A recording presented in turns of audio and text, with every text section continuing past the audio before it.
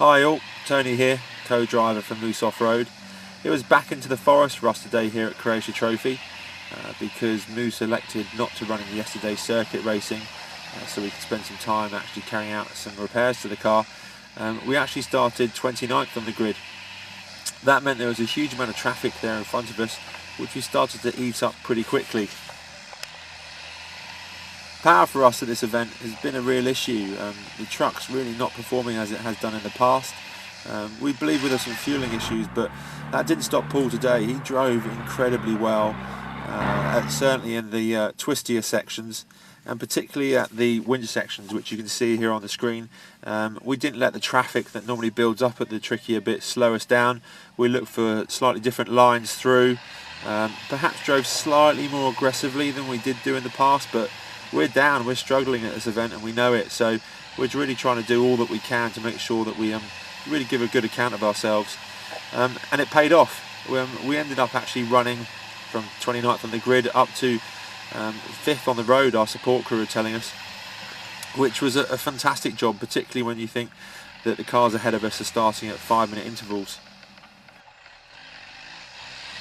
Today was also the longest road book of Croatia Trophy, with just under 80 kilometres of serious Croatian forest ahead of us.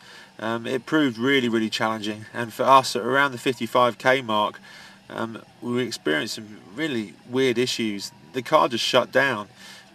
We both got out and Paul had a decent look around the rear end of the car while I was up at the front, and sad to say that, well, we lost all our fuel and the truck stopped.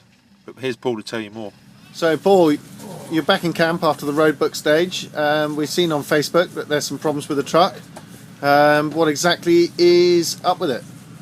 Well, basically we had a hole up here in the fuel tank. Don't know whether it was a branch or a tree, most likely something like a branch flicked up, caught the fuel line and basically ripped a hole in the side of the tank.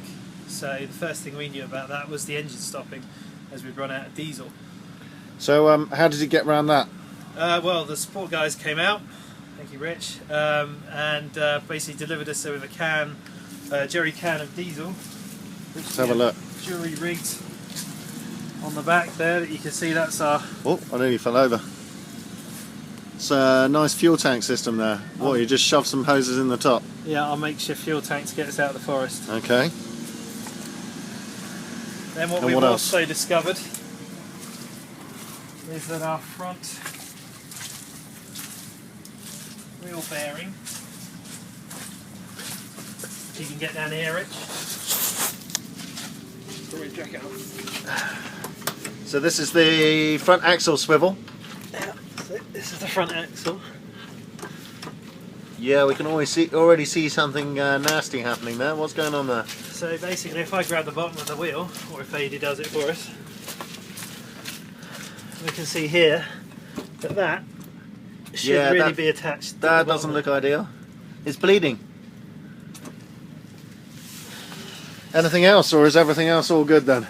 We also have a bearing missing from the front winch as well, that we somehow managed to chew our way through and rip out today as well. So does that mean the winch is not functioning now? It's functioning. It's functioned today, but it won't function for much longer without that bearing. Okay, so lots to do, lots to think about tonight. Yep, certainly is. Thanks, Paul. So there you have it, our fantastic mates at the minute, again really stuck into the car, and hopefully we'll be running tomorrow. See ya.